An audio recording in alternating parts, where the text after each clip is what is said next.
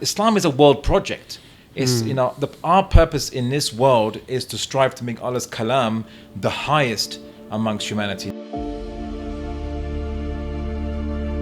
From global perspective to university stages, One Voice continues to challenge mainstream narratives with clarity, conviction, and calm. Abdullah Al Andalusi, thinker, debater, and public intellectual.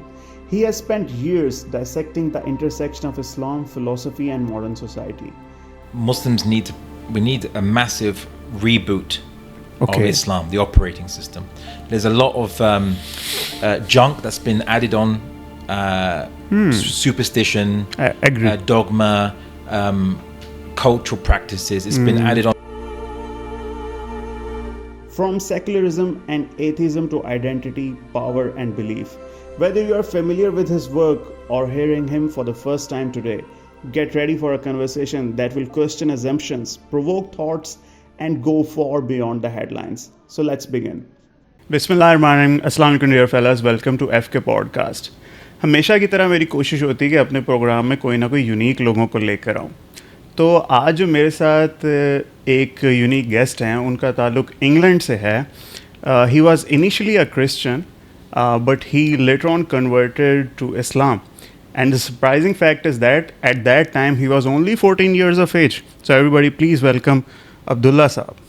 Assalamu alaikum. Thank you for having me on. Sir, how are you? Tiku. That's good. Sir, first time in Pakistan? My first time in Pakistan, yes. Okay. So, whenever some foreigners comes to Pakistan, everybody asks, what is the good thing that you liked about our country? So, I would be asking totally opposite. What are the bad aspects? What are the setbacks? What are the shortcomings of our country that we need to improve, sir?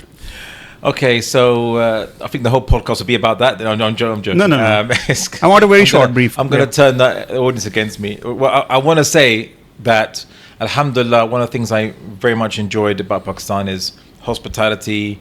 People are very humble here, and the food's very tasty, and the beautiful nature here, wonderful mountains and forests, and in the north areas is very wonderful. So that stuff is amazing. The downsides are things I think everyone agrees on.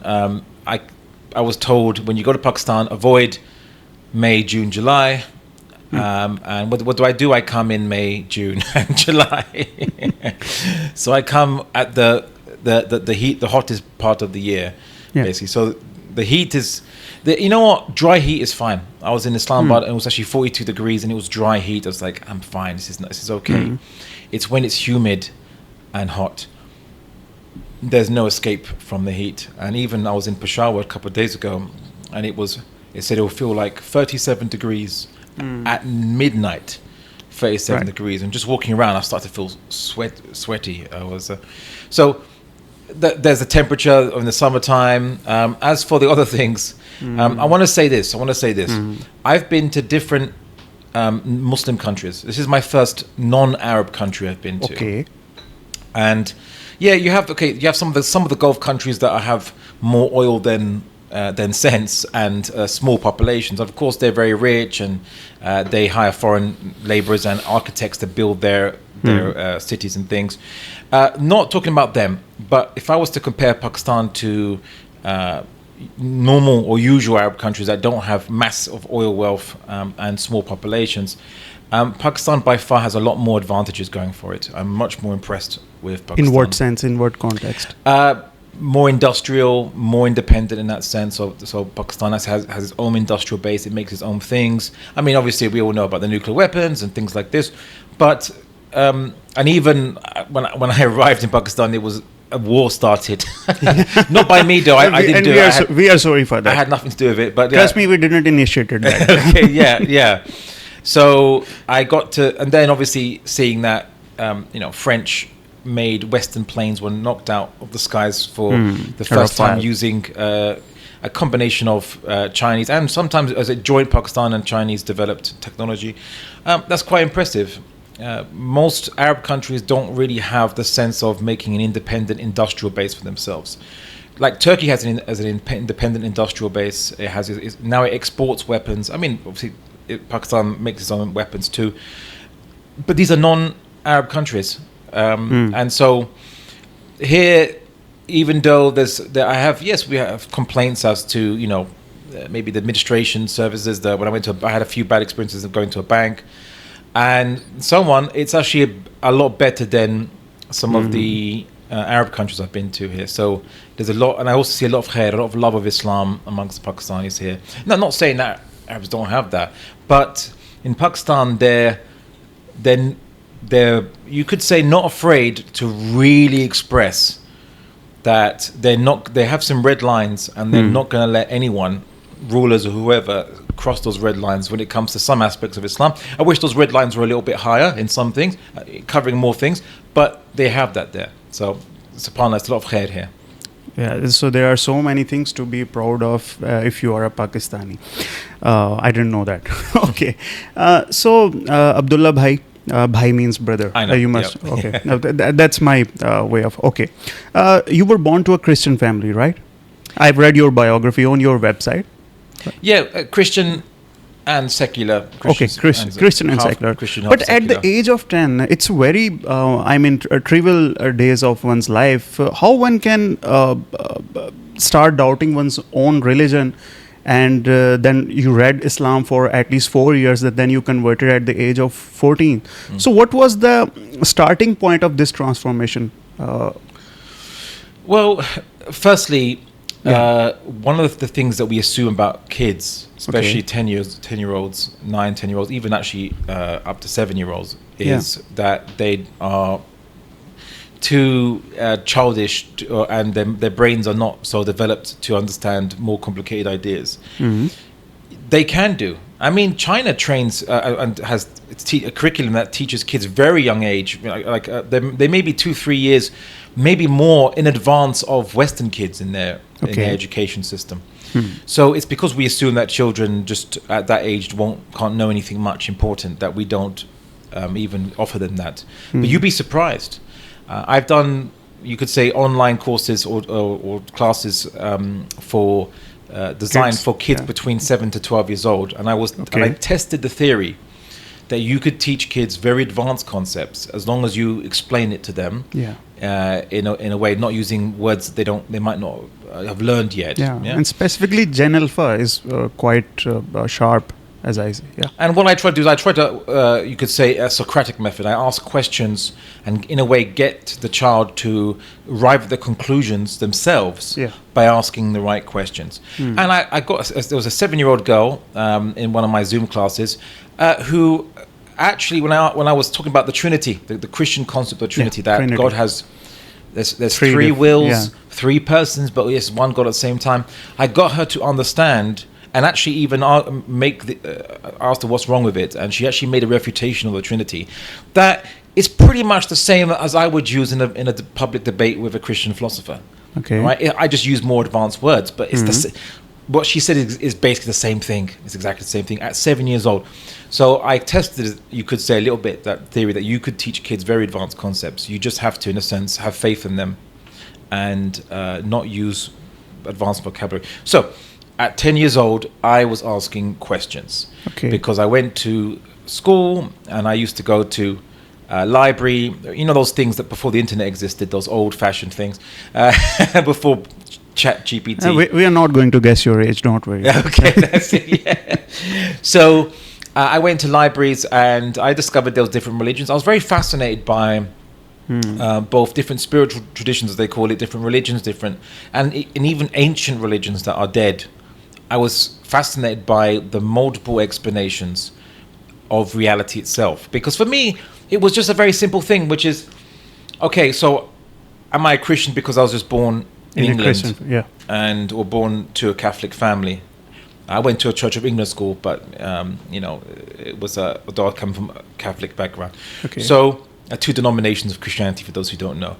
And I just asked myself the question, am I Christian because I was just born there? What if I was born in China? Would I be atheist or Buddhist or Confucianist, or would I be Hindu if I was born somewhere in India? Or would I be I don't know what, if anywhere else, or even any other time period? Would I just be a Greek, ancient Greek pagan? So I thought there must be some way to determine the truth. And also, the idea of hell, there was always something that ringed very true about it, that there's going to be an accountability for people's choices and actions. And even just knowing the possibility that hell could exist. But that was in is very Christianity scary. as well. The concept of accountability also exists in Christianity as well. Oh yes, Yeah? yes. Obviously, Judaism and Christianity, even in many religions, also Yeah. believed in hell. In hell and ancient yeah. ones, pagan ones, they all. There was actually quite common. Even in Hindus believe in something called Naraka. I believe. Naraka and Swarg. Yeah. Yeah. Naraka and Swarg. Yeah. So it's and ancient Chinese believed in hell too, and Okay. the ancient Egyptians believed in the afterlife. One part of the afterlife could be the destruction, as they called, or and Hades for Greeks, where some parts of Hades were tormenting and other parts were pleasing. So this was what I saw. It's like, okay, well, I don't want to be punished by God for following the wrong religion or following falsehood. So I want to, investigate. And I kind of made a deal with God, you could say, because the belief in God it's common in every religion. Even polytheist religions believed in a head God. They just added family members to, chacha and cousins and others to it. So I thought, okay, I made a deal with God. I prayed to God and I said, look, I don't know what the right religion is. Please don't punish me if I'm leaving the right one or whatever, but guide me to the right religion, or tell me what the truth is. And inshallah, I didn't say use the word inshallah, but I said I promise you, I will, once I discover it, I will tell the world about it. Right. So that's what I did, and I spent 4 years reading every single religion belief system I could find a book for, cults, obscure religions, Rastafarianism.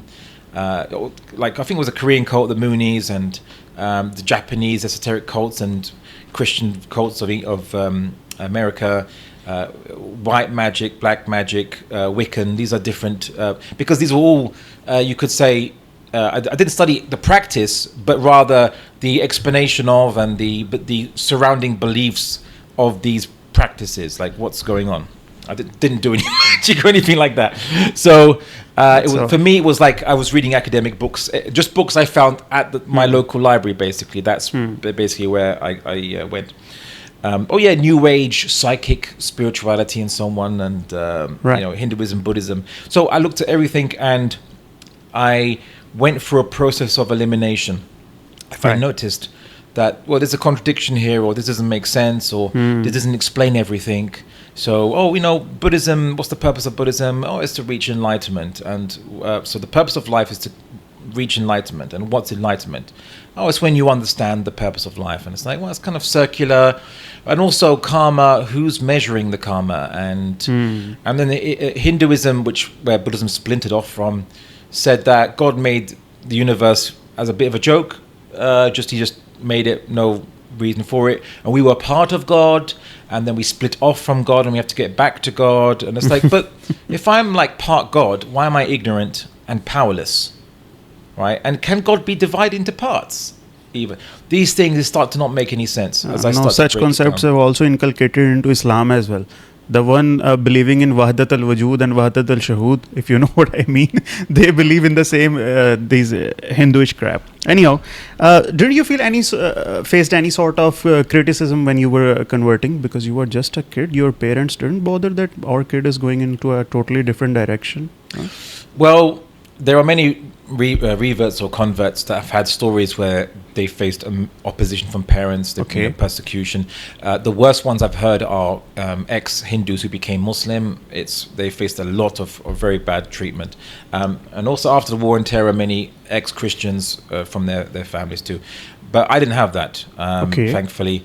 My parents either were secular or I call it nominal Christian. So let's just say liberal Christian. Liberal Christians. So my mother just thought it was a phase. My father just was only concerned I'd become too extreme, or I'd be like, don't go extreme in the religion. And as long as I was studying in school and doing my work, they thought it'll just be for a few years. Maybe he'll just come out of it or what have you.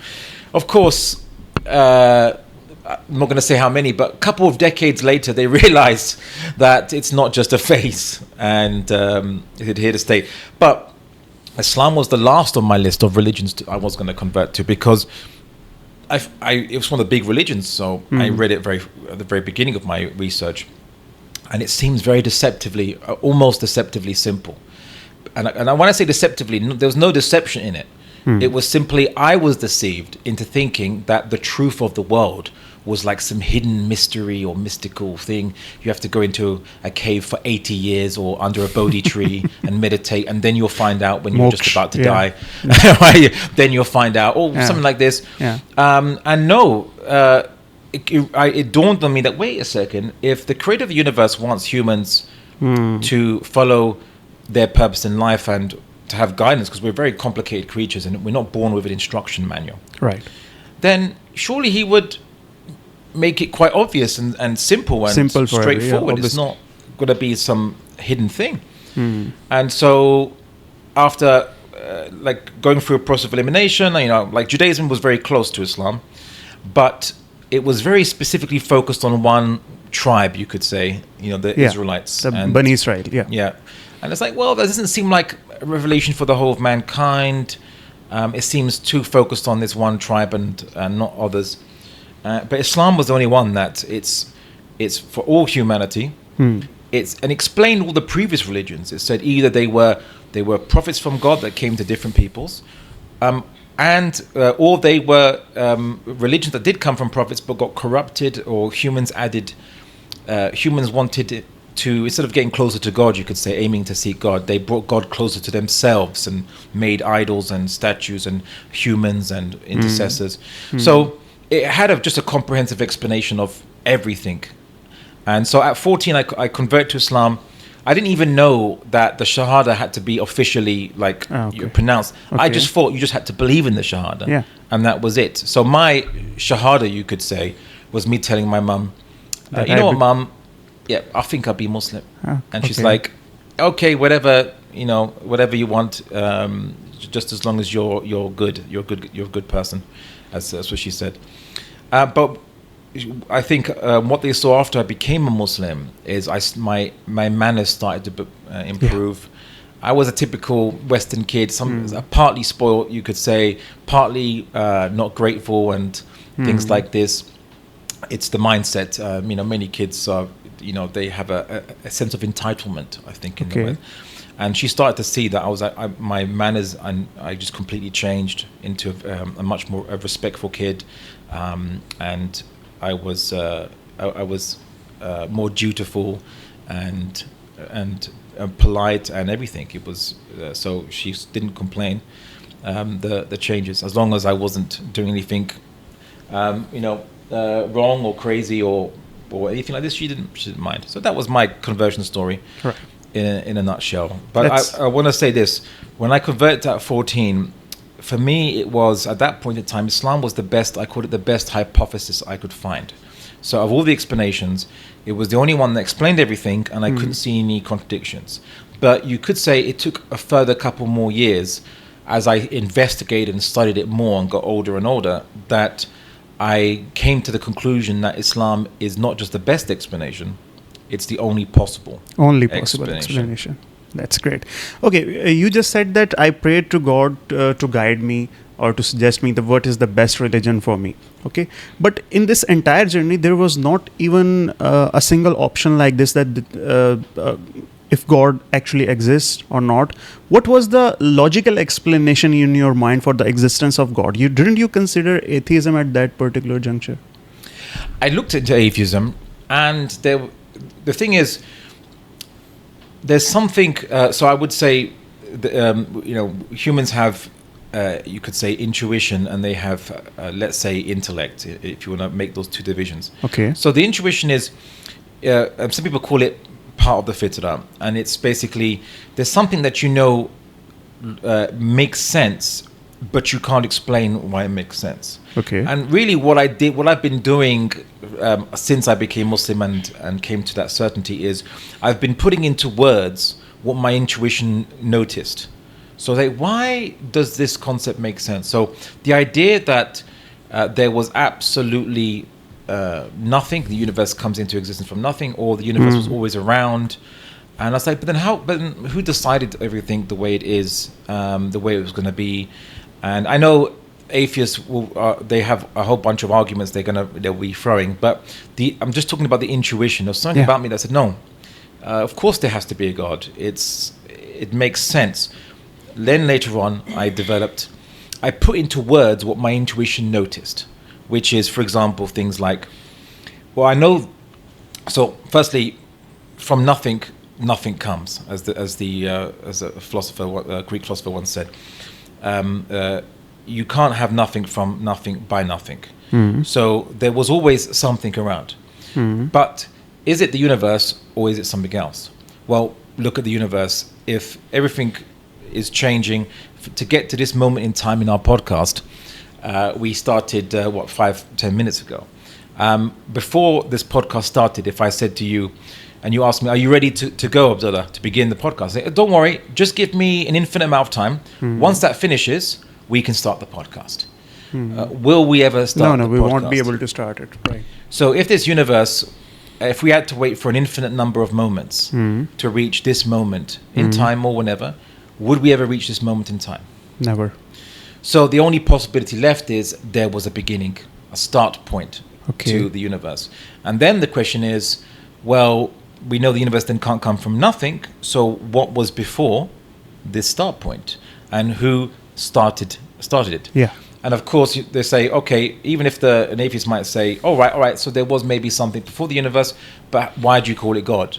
And I say, well, if there's something that was before the universe, and it started the universe, and it's the first thing. There's nothing before it, because if it was, then what was before that? What was before that? The same question happens, like what was before this moment in time, that moment in time. So if there's an absolute start point, and there was something that started that first moment in time, and there's nothing behind it, and there's nothing, and if you say there's nothing mechanical like a clock within it, because if there was, then what makes that mechanical wheel move? It was not a wheel, another wheel, another wheel. So it can't be something more fundamental or behind it.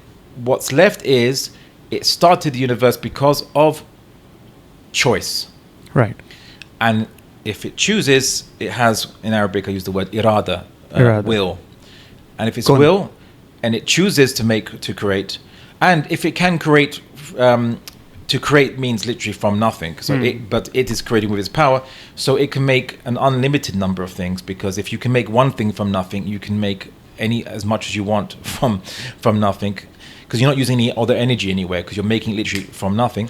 So it's got unlimited power, a will, and of course, to make, you have to know what you're making, because you literally, especially if you're making it from nothing, you have to define it into existence. So then he has knowledge. And if he has unlimited power and the knowledge to make, then he also has unlimited knowledge. So unlimited knowledge, unlimited power, will, that's God.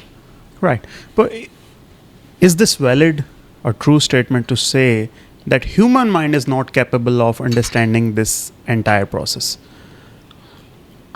Maybe human mind has this limitation, because despite the fact that I am Muslim, I could not grasp whatever you just said, that there was a starting point, right?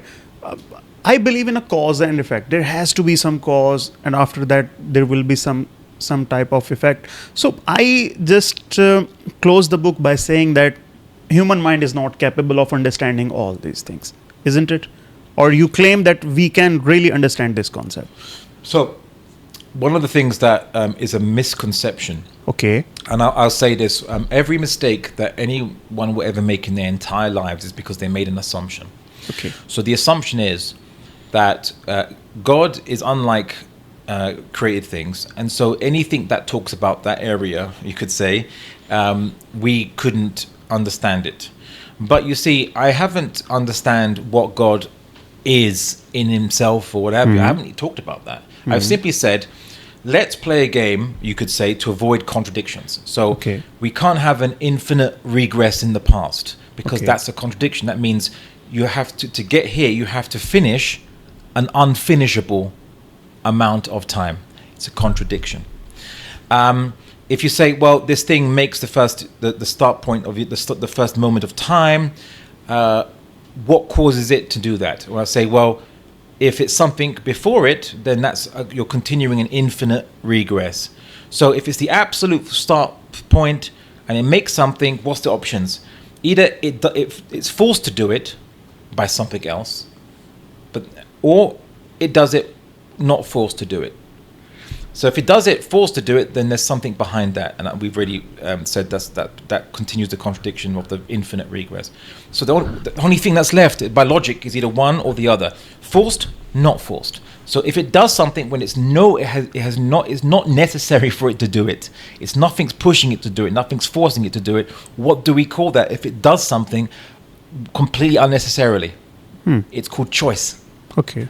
So all I've done is I've used the rule of you could call it the law of non-contradiction, which is just a self-evident law that we're avoiding contradictions. To avoid contradictions, you end up with God. Right.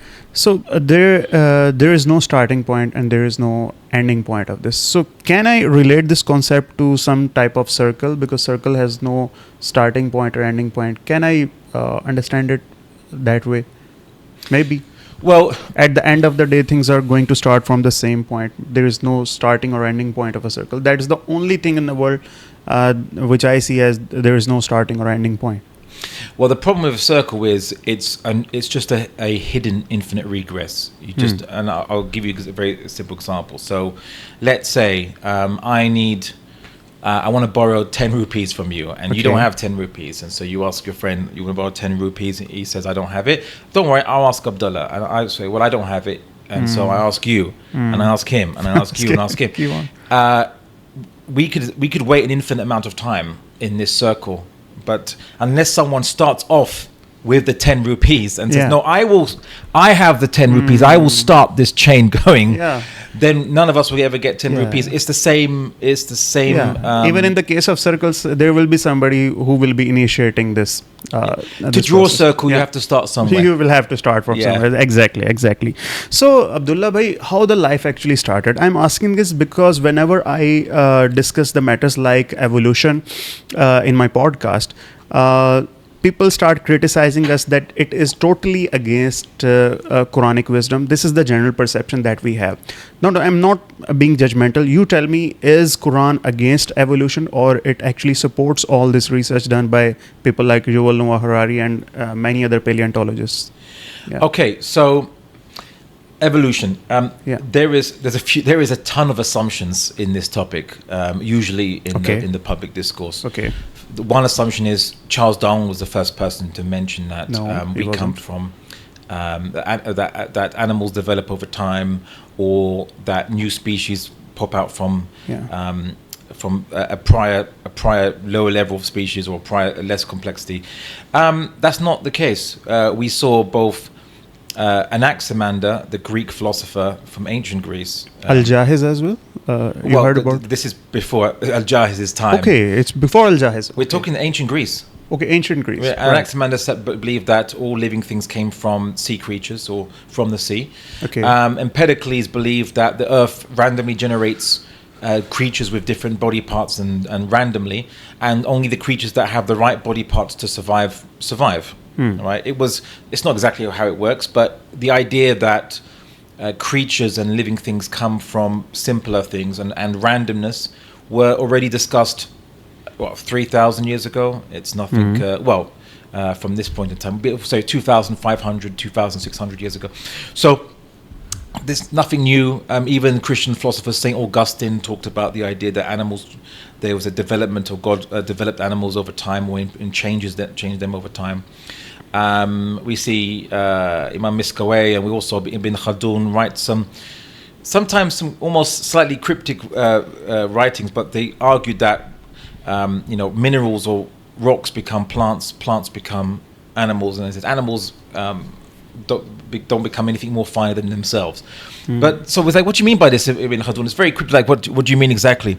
So the idea, but there was changes in the animal kingdom, and even what they call abiogenesis, where life comes from inanimate matter, so non-living matter, was stuff that was speculated and discussed for centuries and centuries and centuries. All that Charles Darwin, you could say, found or developed was the idea of a mechanism for this. That's all, which was natural selection, randomness, and natural selection of the survival of the fittest. He didn't use that phrase, but that's a very crude summary of it. It's not exactly what he said, but it's a crude summary of what he says. But there were others, people on his time, like Lamarck, who argued that animals actually evolve during their lifetime, or they make adaptations during their lifetime, which are passed on, not just they are only when they're born. There's an adaptation that was passed on via by mutation. They didn't know about genes at that time. Anyway, so long story short, animal evolution Islam has no contradiction between those two. Animal evolution Islam, no problem. Okay. Because the Quran doesn't mention how Allah subhanahu wa ta'ala made animals. There are some verses of the Quran that seem to suggest that Allah could have developed animals over time, or because he replaces and succeeds and things. And what does it say about animal, actually? I don't know, about animals.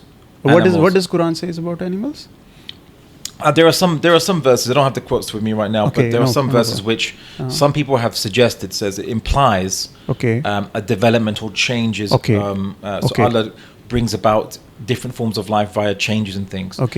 So we don't know if obviously Allah knows best, obviously, his verses, but it seems to this does seem. It could fit that very well, actually. Evolution. But we always say, as a general rule, Allah knows best the meanings He means. All we can do is maybe say, well, this actually could fit this or could fit that, if it does. So animal evolution in Islam, no problem whatsoever. Muslims, the problem is that Muslims copied American Christians, recent American Christians, who started to refuse the idea that there was animal evolution. They thought like God just made things exactly as they are and they remain the same. So because they argued this, Muslims jumped on board that, and they became we copied what the Christians were saying, the American Christians were saying, the Baptist Christians were saying. Funnily enough, at the time of Charles Darwin, when there was the Khilafah still, the Muslim Islamic Khilafah, Sultan Abdul Hamid commissioned Sheikh Hussein al-Jisr to actually study Darwinism and look at, compare it to Islam and get an Islamic verdict on it. So he studied it, and he said that the conclusion of this report, which was commissioned by the Caliph of the Muslims, concluded that there's no essential contradiction between Darwinism and the Quran, but it remains a speculative theory at that point in time. It's a proposed explanation, but not proven at that point in time. Now, the real debate, you could say, is, well, what about Adam alayhi salam and the development of hominids and so on and so forth? So people say, has evolution shown that story is false, or that Adam alayhi salam actually does have parents, and his parents were just maybe non-humans or slightly non-humans or what have you. So what's going on there? So in this, I want to press the pause button and just remind people of some things which they've heard before, but they never thought was a problem. Like, no one says, Isa alayhi salam, he was born and he had no father. Right? He was born miraculously with no father. No one says, recent scientific evidence has come to light to show that when kids are born, they have a father and mother. So this new research is challenging the Quran. No one say no, because everyone's always known this. This is not brand new. They knew it at the time of Isa alayhi salam. They knew it at the time of the Prophet Muhammad. Everyone knew this. So why would we not say, this is a contradiction with science, because what we've observed that children only come into existence via mother and father. Well, the reason why we don't, and we never did, and why no one ever did, is because we know that this is a special circumstance. Right? This is when Allah subhanahu wa ta'ala brought about something not through the usual way He brings things about, children about. So now, when it comes to Adam alayhi salam, so if we can accept that Isa alayhi salam was born without one parent, Adam alayhi salam is just one more parent less, Okay. right, than Isa. So Isa has minus one parent. Adam alayhi salam has minus two parents. Two parents. Right? So why not he was brought about miraculously like Isa alayhi salam? Now, someone might say, well, what about the genetic information in our genome, the human genome? There's a number of things which I won't get too technical into because like retroviral inclusions and do we have them in the same places in the genome as even I won't understand all these things. Okay, yes. All right. So I'll keep it simple. So they say, okay, what about physiological similarities with we resemble in some many types of mammals and animals with nose and two eyes and ears and things like this. Obviously, then monkeys and apes, bonobos and chimpanzees starts looking more and more similar to us. So what's going on is why this similarity and so on. Well, let me propose, and all I can do, because this is talking about how did things actually come about. So all I can propose is a speculative explanation that seems to fit all the evidence, which is, and you cite it from an example of the Quran talking about Isa alayhi salam. So Isa alayhi salam, as a miracle to the people of Israel, of Bani Israel, he gets a clay bird, and then he breathes into it, and Allah makes the bird a real bird. Yeah. So the question is, what's the DNA of that bird? We can't say anything. Well, it would have to have DNA. Without DNA, you don't live. Right? You have to. You don't do your regular functions. The DNA tells your cells what to do. Yeah. It would have the same DNA as any bird of its time. Okay. Right? Or and maybe local region as well. So there's been many. I think some classical scholars have mentioned that there were.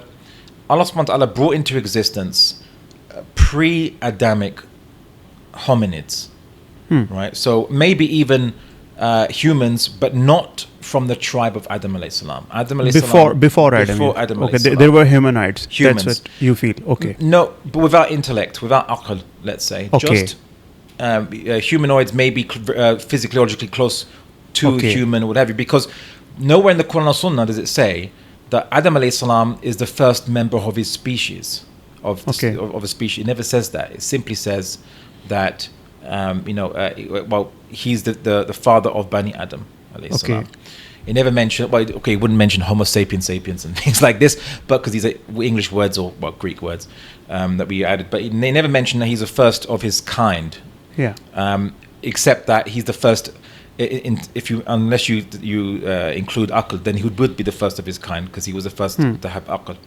So and also the angels and Iblis seem to know what making something with that shape and that nature, but with the Aqal would do. That with the Aqal and with all this, it's going to cause a lot of trouble. It's going to cause a lot of bloodshed, a lot of disobedience, because a monkey or a bonobo or whomever, when they go to war, they can be brutal and they can hit each other and they can throw mud or stones or whatever they do at each other. But we can make nuclear weapons and we can throw that at each other, right? And so because we have intellect, so we can be very creative in how nasty we can be as human beings. So they seem to know. So if that's the case, then they would have seen something like Adam alayhi salam, the same shape, structure, or what have you, and know exactly what it could do, but now with the aql in it. So this would suggest that it's possible they already saw examples of advanced hominids similar to us, if not almost like us, or maybe even looking very much. So he was not a Homo sapien actually, Adam. He was Homo sapiens sapien. That's what the official term is for us, is Homo sapiens sapien. So all those hominids and Neanderthals were before Adam. That's what. This is where we go into the realm of speculation, because we don't know. We don't know. It's just a wild guess. What Bani Adam encompasses, because has Bani Adam been around for 1 million years? It could do, and if so, then it might include Neanderthals. They might be part of Bani Adam. Okay. There's Neanderthal DNA in people from Chinese, Europeans has more Neanderthal DNA. Anyone that's from the north will have Neanderthal DNA. So we intermarried with them, right? So they could be from Bani Adam alayhi salam. Okay. Well, let's say if that assumption is true, then only one line of Adam was given the Aql. Because as you said, there were several other human species already existing on this world at the time when Allah subhanahu wa ta'ala added his ruh, min ruh into Adam. So with that logic, only one line of Adam was given the Aql, the rest of the people were not. Well, I mean, Neanderthals were tool makers and they made things. Okay. They used to be an assumption. It's always an assumption. With scientists that Neanderthals were very primitive and didn't know how to make things, and then we discovered Neanderthal skeletons with tools and very intricate tools and clothes and things. We were proven wrong. So that's why I'm saying I don't want to go into speculation about or to plant my flag on top of speculation, but simply to say that we don't know who was part of Bani Adam or what the types of subspecies or whatever, but we do know that a lot of the DNA of these other types of Homo sapiens are part of our DNA. So we intermarried with them. If you can intermarry with them, to put it simply, and have viable offspring, it means you're part of the same species, basically. So the idea that there's no Aqal in them is basically is false, because they they seem to be as creative as us. But the Homo sapiens or whoever that took over Europe from Africa seemed to be more numerous and beat the Neanderthals out of Europe, basically. Okay, and these two things, the Aqal and Rooh, you take these things one and the same thing? When Allah says that min Ruhi, I added my Ruh into Adam, so you feel the Ruh is actually the Aqal, the wisdom that Allah gave to Adam? Well, the Ruh or the secret of life, I suppose, also mentioned in the Quran. These things are things that we cannot understand or comprehend. Even Allah said that you have a limited knowledge of this. Yeah. Exactly. Yeah. He's not given us knowledge of it except a little. I believe is the verse. If I remember correctly, I'll have to check it. It is something like that. But it's you can see there's something mysterious in us, because what is looking through your eyes and hearing through your ears, right? These are cameras. The cameras might obviously pick up light bouncing on its off its lens and bouncing into it, but it doesn't see. It doesn't see. We've got cameras. It converts light into electrical signals too. Yeah. But we are actually seeing it. Interpreting it. What we are saying. We're not just capturing the light. We're seeing it. We're hearing. There's an observer inside us. It seems an experiencer inside us. Now that if we're going to say, and Allah knows best what He means by His words, but Ruh and nafs maybe, or something within us or the secret of life seems more like that. Then Aqal is something which is a faculty we can have of our intellect, of our brain, that allows us to build mental models of observation of the universe and reality, and we can use computers to do the same thing. So I don't think Ruh and Aqal are the same thing. Okay. Now here is the problem with Muslims. Whenever some research is done, then we later on go to Quran and try to understand Quran in the light of the scientific research that is already in. But we would never go it that way, like this is a certain fact told by Quran. Now let's just start doing research on this. For example, there is a very famous verse of embryology in Quran, that nobody could ever know what is in the womb of a woman.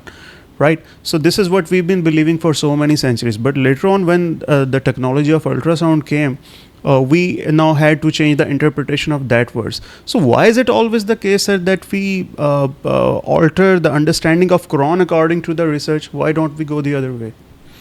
Well, the thing is that actually the Quranic discussion of embryology fits very well modern embryology. I studied this very specifically.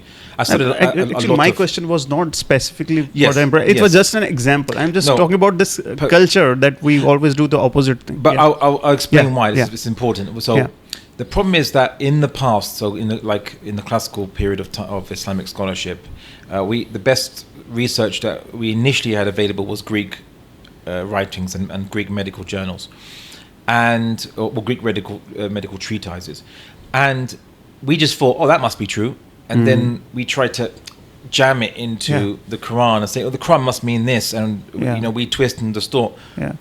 Then that gets proven that it's not actually 100% accurate Greek knowledge, and then we're always running to try to see, well, okay, maybe the Quran means this. So the thing is that it's a problem for Muslims to always try to twist the Quran to fit speculative knowledge, because a lot of these things were speculative knowledge, and then they make mistakes, and then they come up with wrong interpretations, because it's called eisegesis, not exegesis, when you have already an idea of what you want to read and you try to read it into the text, whereas exegesis is you let the text speak.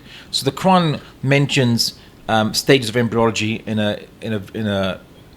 certain ways, and like nutfa amsaj and things like this, but if you were to look at the literal meanings of it and just say, okay, well, this is what the Quran means, and okay, that's there, I'm going to now study science, and then I'll make a comparison once I find definitive knowledge, not speculative knowledge.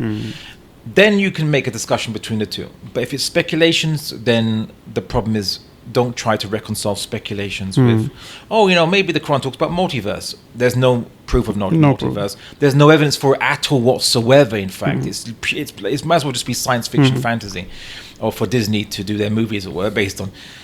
So I've been condemning people that try to do eisegesis into the Quran, especially on things that are not proven.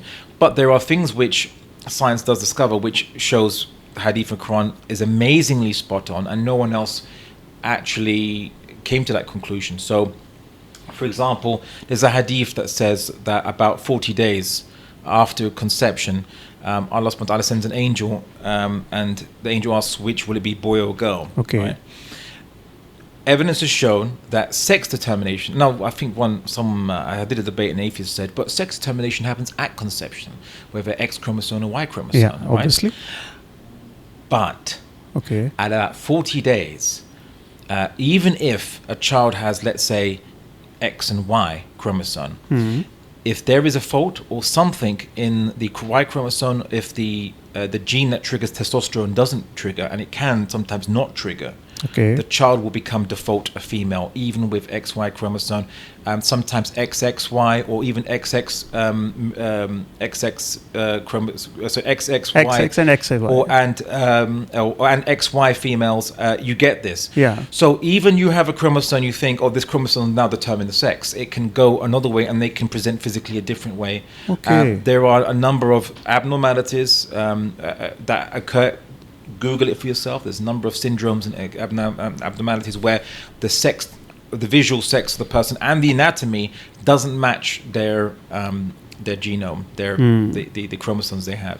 So, and that is determined at 40 days. Right. So just because they have chromosomes says this doesn't mean they're going to end up being that gender. So it seems that 40 days is when it triggers or not. If there's no testosterone triggering in the Y chromosome, then it will default go to a female, because all the children will be born default going into female, unless testosterone interrupts the process, kicks in and makes it into a male. Right. So yes, 40 days actually does determine. It's 40 days, for certain physiologically it's going to be a male or female. Right. Now, here is a very strong argument that goes in the favor of atheists who always say that why do Quran need the explanation of other books to explain itself?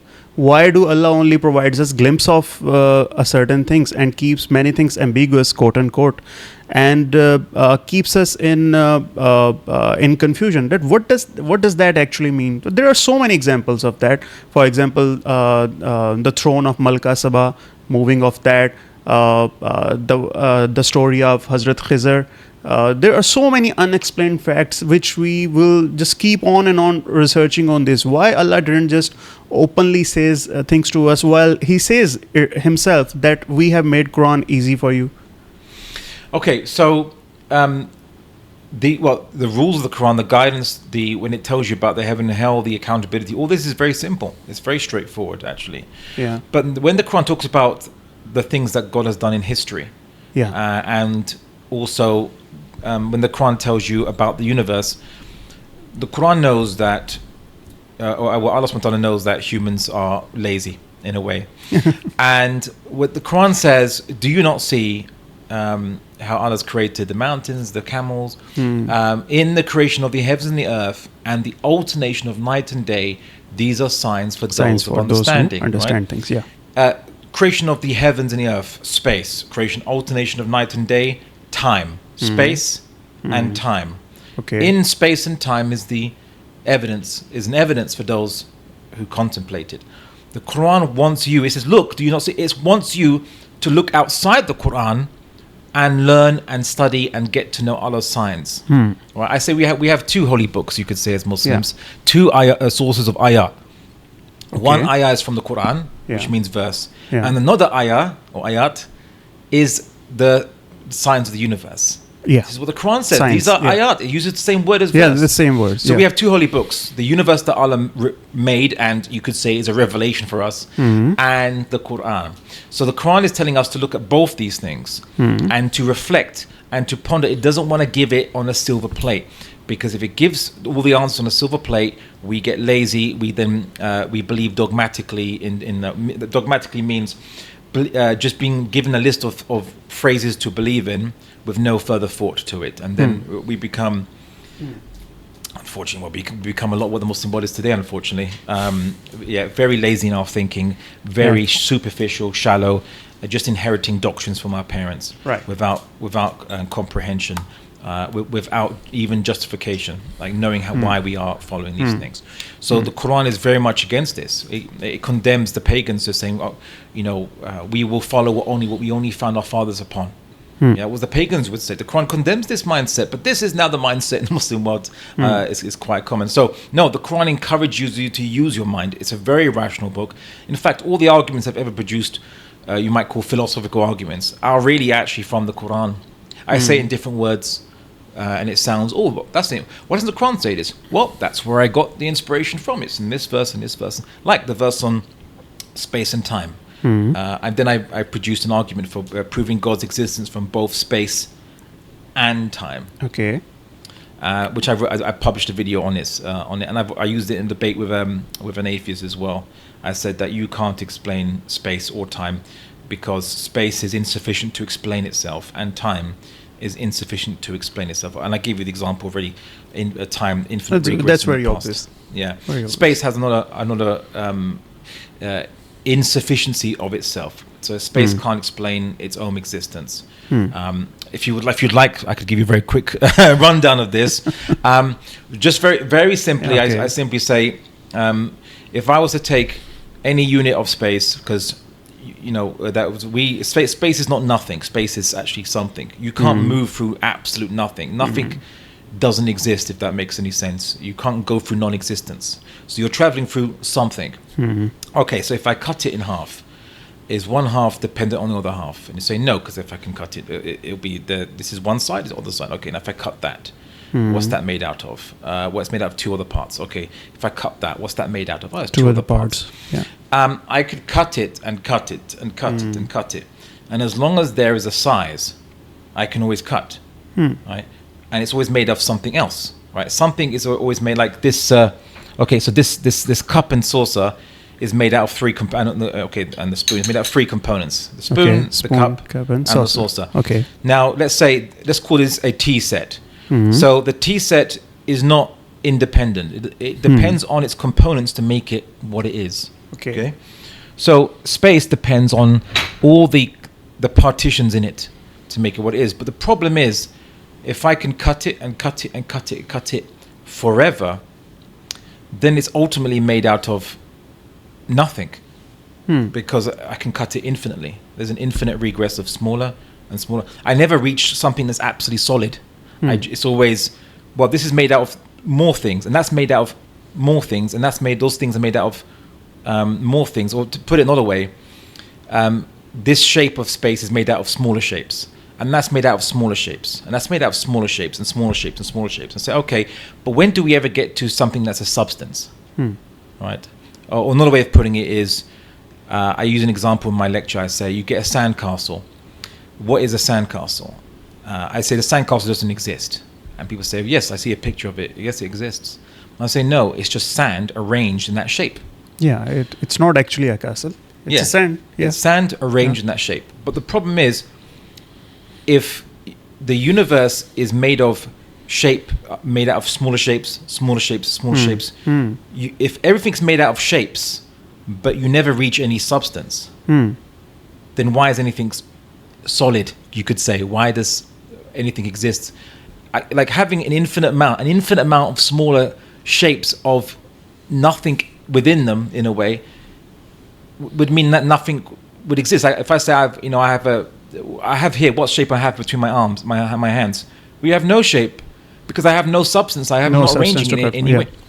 So I say, ultimate, and then of course you might say, well, maybe it's made out of an infinite amount of things with no size. But if I add zero size plus zero size plus zero size, I produce no size. So what's underneath the universe? What is it made out of? If it can't be made out of an infinite amount of smaller and smaller shapes of nothing, and it can't be made out of an infinite amount of things that have zero size, because then zero size there has to be some size exist. of something to make. Yeah. So I say the universe and space is dependent on something else, and that something else creates size. It's projecting, you could say, size. And this thing, it doesn't depend on, it's not made of space itself, doesn't depend on space, but it creates space. And if it creates space from nothing, and if there's nothing more smaller than it that makes it do that, it does it out of choice. And we come to God being the sustainer, and everything is made out of his power. Right. So space shows that there must be a God sustaining the size of things and the shapes of things and so on. Like to put it more crudely, a projector, right? Projector projects the shapes on a screen, right? The shapes, you say, well, they don't really exist because it's just light is limiting itself in certain ways to make a certain size and so on. Yeah, pixels in a way, but it's the things that are behind the screen that are lighting it up, and only because they're arranging themselves, they're limiting themselves in these shapes that you see shapes. So I say, well, to use an example, an analogy in this sense, Allah is the projector, right? And we are the projection. And funnily enough, the Quran describes Allah as light, as a niche. Nur.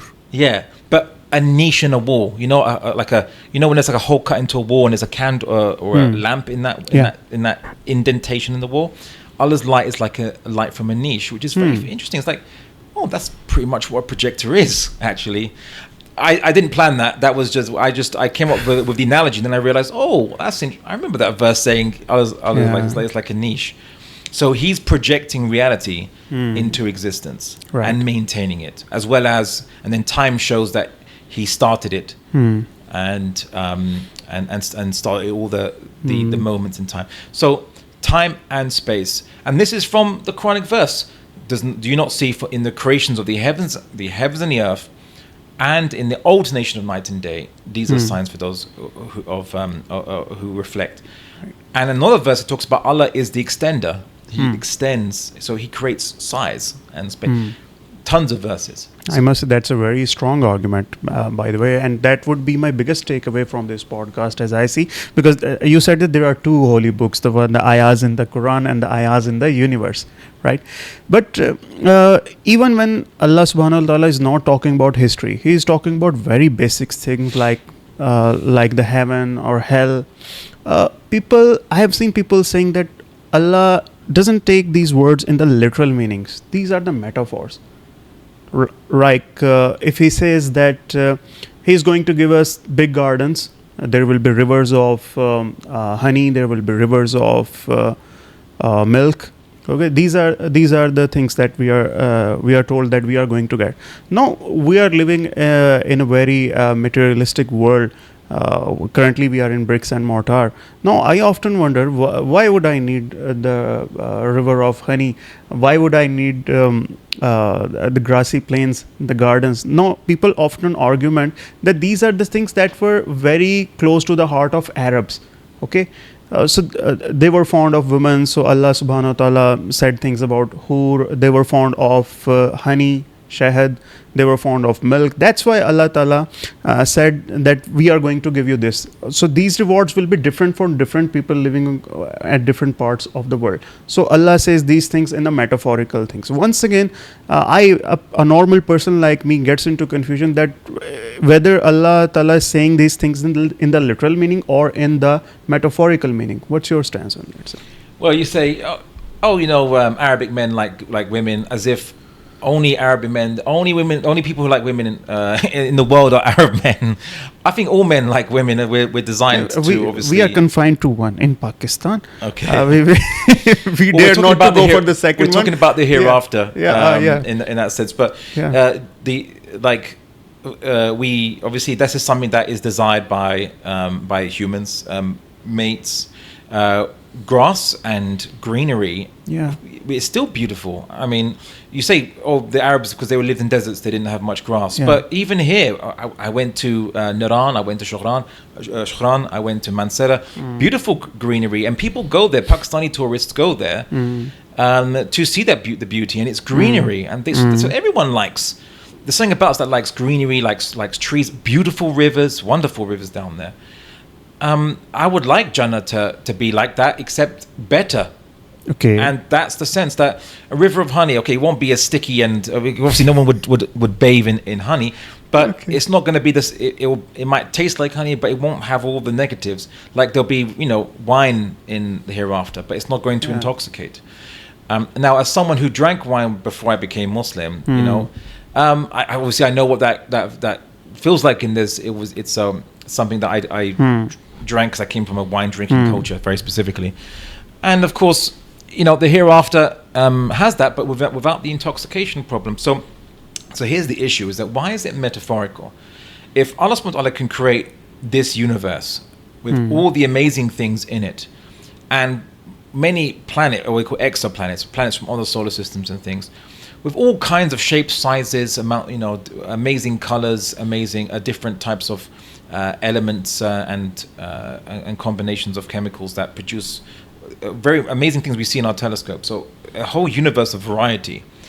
He can't make another or a reality, or not another reality, but part or an extra part of the universe, or somewhere these things are possible. He can't do so. The one who makes the laws of physics in this universe can't make other universes alongside us, or maybe heaven and hell is part of the same universe, because the word universe means everything that exists anyway. Like it's all part of, you could say, one, but a different bubble of our universe with hell, and a different bubble for heaven. Why not? If he can make this one, why can't he make another one that's similar but doesn't have any of the drawbacks?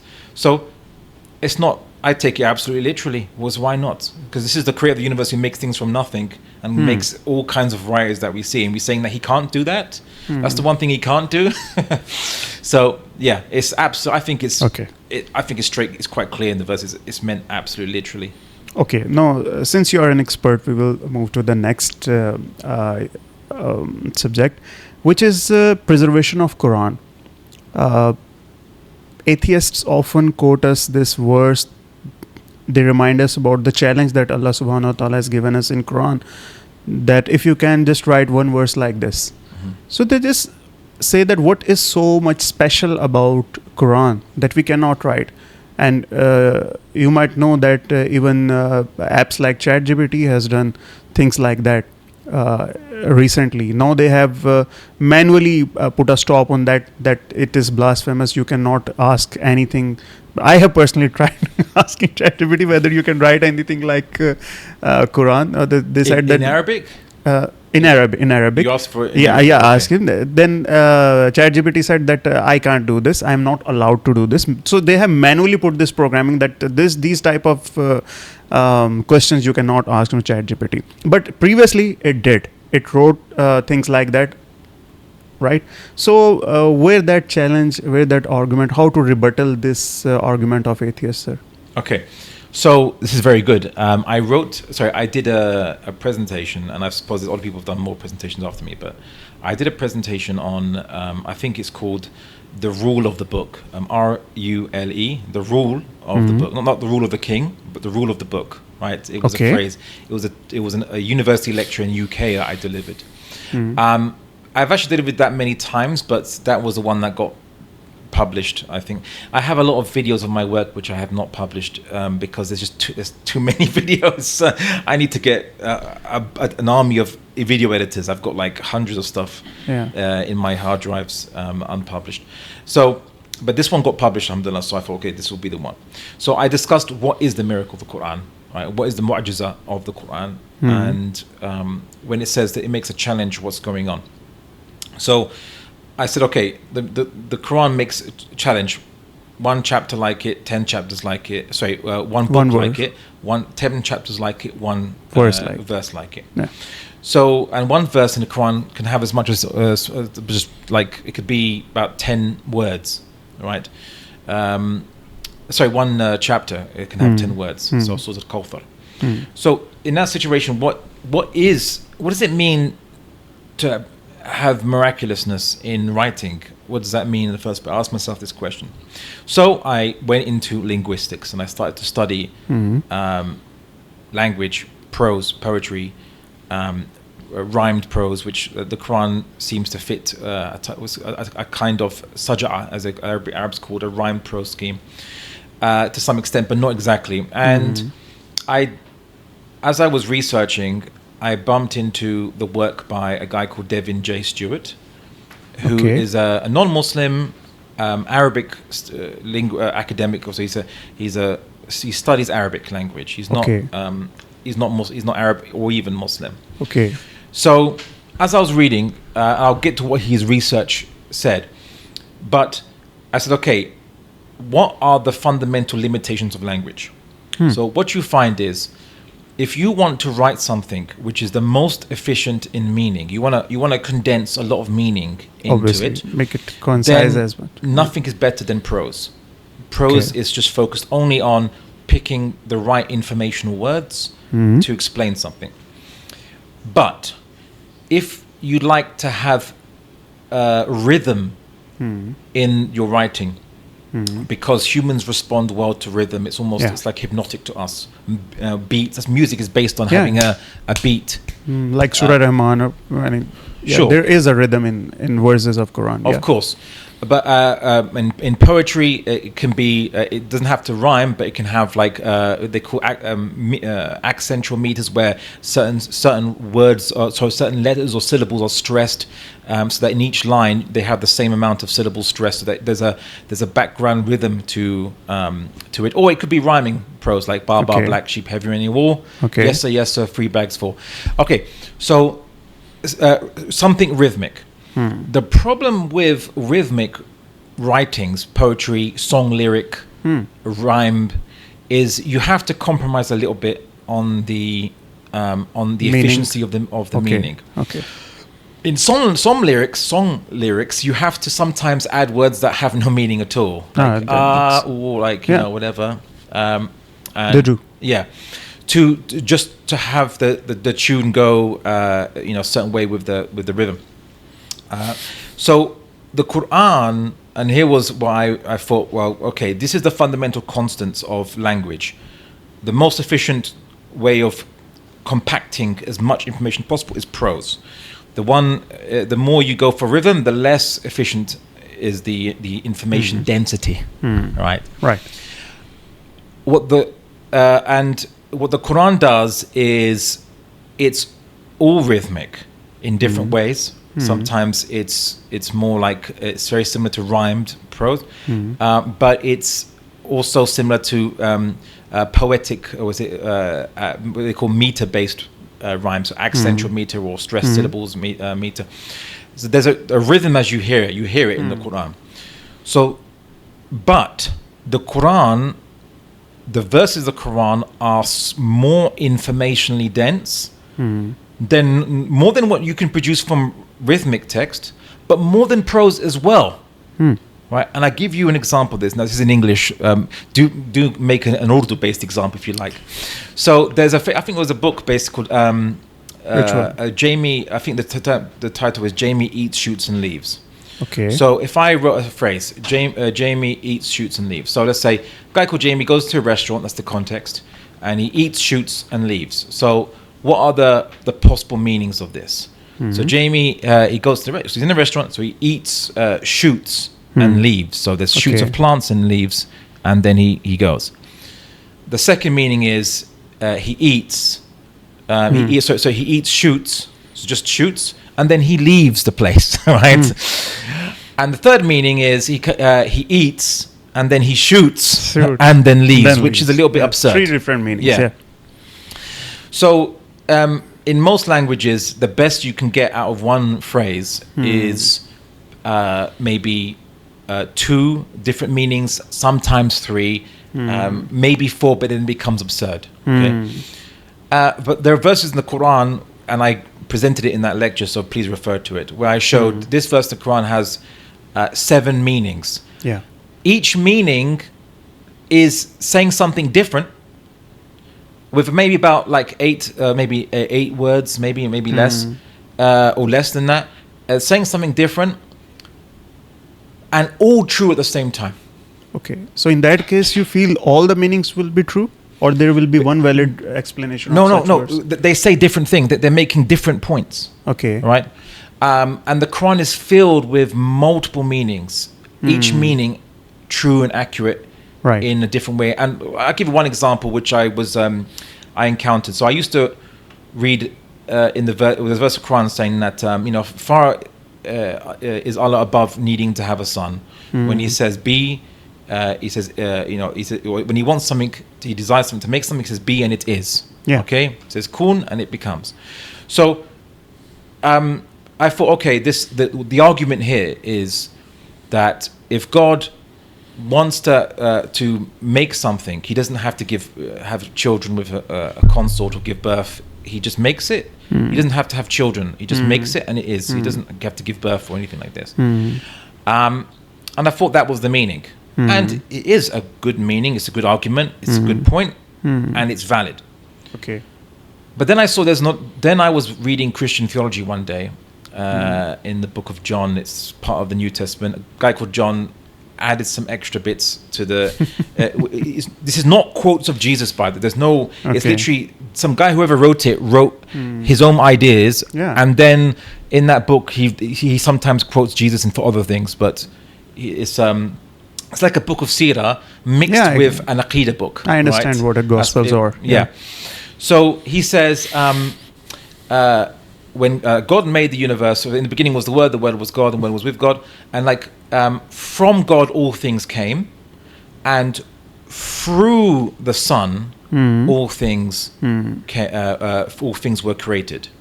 And what he means, like, God provides the source energy, and like the Son, this separate thing, like is a little template maker, and he kind of templates the whatever the source energy is into the creation of the universe. And I realized, well, why can't God just directly create the universe? Why does he need like an entire process, a cookie maker, organic process, with the shapes and things like this, And then I realized that verse of Quran said, far above is it that Allah needs a son or has a son. When he wants to make something, he says be, and it is. That is also refuting that theology, and you wouldn't realize that unless you had studied Christian theology. And I was, this is what the Christians actually believe. They took it from Neoplatonic Greek philosophy, because that's what makes Christianity a little bit very radically different from Islam and Judaism. Islam and Judaism very similar in their theology. What makes Christianity radically different was the Greek philosophies and Roman philosophies that they absorbed and adapted and so on. So the Quran is, this one verse of Quran is making one argument in one way, that if Allah doesn't need to have a son, he doesn't need to give birth or have successors. He can make humans or creatures. No need to give birth to them or have children. And another argument, that God doesn't need an intermediary to make the universe, right? Which would be the Son in this case, as the Christians believed. So one verse, 2 different arguments it's making, both valid and very profound. That and I brought verses of the Quran where it makes 7 arguments like this, and even more.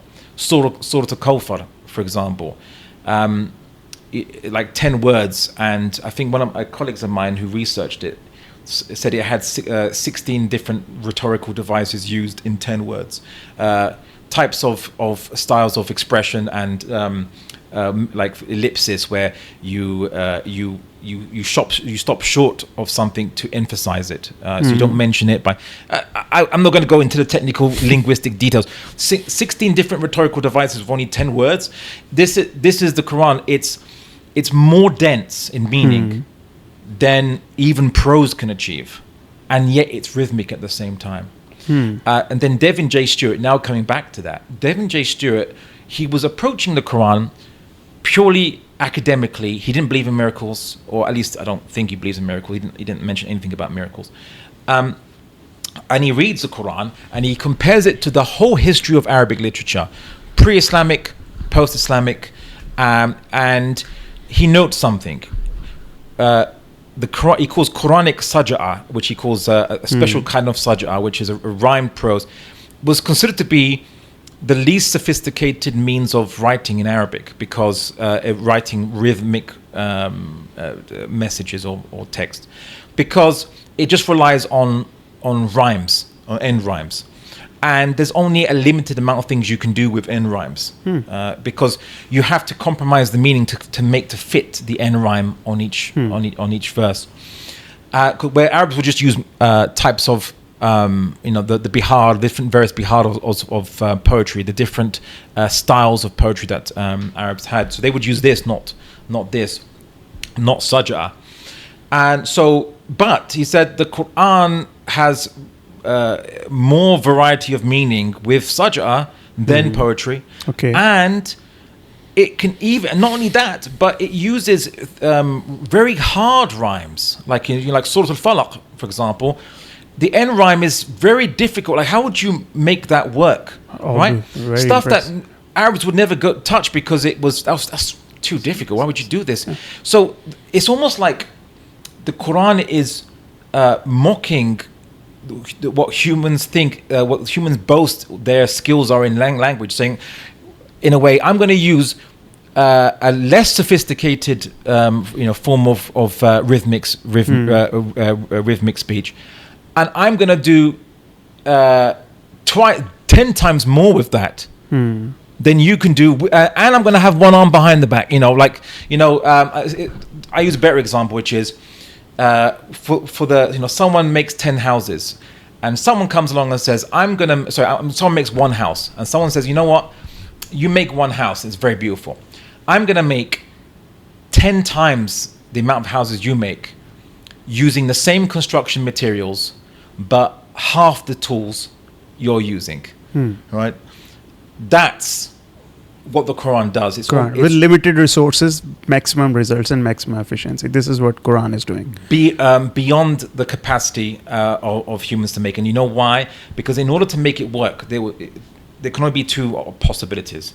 Either the Prophet Muhammad sallallahu alaihi wasallam invented the Arabic language and has made a language that was tailor-made to allow the Quran to be that amazing in it, so that the language was made around the Quran to make it do all these things. But we know that the Arabic language pre-exists the Prophet Muhammad sallallahu alaihi wasallam. We know because there's many other Semitic languages, it's cousin languages, where all these root words pre-existed the time of the Prophet for centuries and centuries and centuries. So it's impossible he invented the Arabic language. No, he didn't. Yeah. The only other thing is the one who knew the Arabic language would come in this universe, made the Quran. When I use that usually, not made it, but like revealed the Quran in the Arabic language. Knowing from the very beginning of the universe, before the language even came about, this language would be amongst humans, and then revealed that the revelation would be revealed to them with this language from amongst them, and it would do all these features that you couldn't do unless you invented the language yourself. Right. So in one such case that you just mentioned, when there are multiple interpretation and meanings of a verse or anything which is in Deen, and let's say if they contradict each other, let me give you some examples. One Imam says that if you would touch a woman, your wuzu will be affected. It will be broken. The one imam takes it as a physical touch, the other one takes it as a sexual touch, right? Okay, and to quote another example, there are multiple meanings of tawaffa in Quran Pak. So some people say that tawaffa means to lift, and the other says tawaffa means to die. So some people believe that Jesus is going to come, and some say that he actually died. So there are multiple interpretations. So what is your perception that on the day of judgment we will be judged on the basis of our personal understanding, or there will be one truth? If somebody follows that, he will be rewarded, and one who doesn't will be punished. So what will be the gauge of judging us? What will be that? Well, I mean, let's use the example. So Yeah. the verse that says, that you to your wudu, to redo it if you've touched a woman, right? So touching a woman requires wudu. Now, whether you believe that means sex or you means just physical touch, the two interpretations are not contradictory in that having intercourse with a woman is touching her, and just touching a woman is touching her as well. Just lightly touching is just touching as well. Is still, they're both touching, right? So they're not contradictory. Simply, just the debate is on the definition of touching, intended. So the text doesn't contradict itself. Okay. It's just the people debate as to, in essence, what the one word means. And we have debates as to what words mean all the time in Arabic language, or any language that is, right? What's the precise meaning? What's the intention behind the person when you say this one word? So it's a question of this one word. How far does it mean to touch? How far is the touching has to go? Really, is the debate. So this is not really an issue concerning contradictory meanings of the Quran, but simply a debate on to how far this one... Sorry to intervene. Yeah. What I'm saying that you are understanding it as a general touch, okay? You are making an... No, I'm not actually talking about this specific matter. I'll give you another example. My question was that you are making an honest mistake, and I am also doing an honest mistake. Okay, we are not doing it as if I have understood the actual meaning, but I will not be following that. This is not the case. Now you are understanding a certain meaning, and you honestly believe that this is the true meaning. Now I also honestly believe that whatever I have understood is the true meaning. Okay. Now how on the day of judgment we too will be judged? Well, there's a great hadith which you've probably heard and is quite well known, which is so the knowledgeable person, or the judge in this case, who makes a ruling. So he must do ijtihad. He tries to do exegesis, to interpret the Quran and the Sunnah and so on.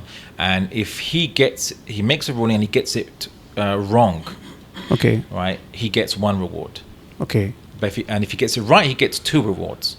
Okay. So even making a wrong interpretation has is a reward. Is rewarded. Okay. Because Islam. he's actually trying to understand Quran or Deen. Actually, it is a good deed. Okay. The question is whether someone is mukhlis. In the Arabic word, you could say sincere. Okay. Like I want the truth, but I'm mistaken. Maybe I made a mistake or whatever. But whatever the truth is, I will follow it. I have made a mistake, or I have limited knowledge in something, and I'm not aware of it. Like some scholars they forget one narration, they don't think about it when they're making ijtihad, or they have a confusion over some words or whatever. Allah subhanahu wa ta'ala looks at their niyyah.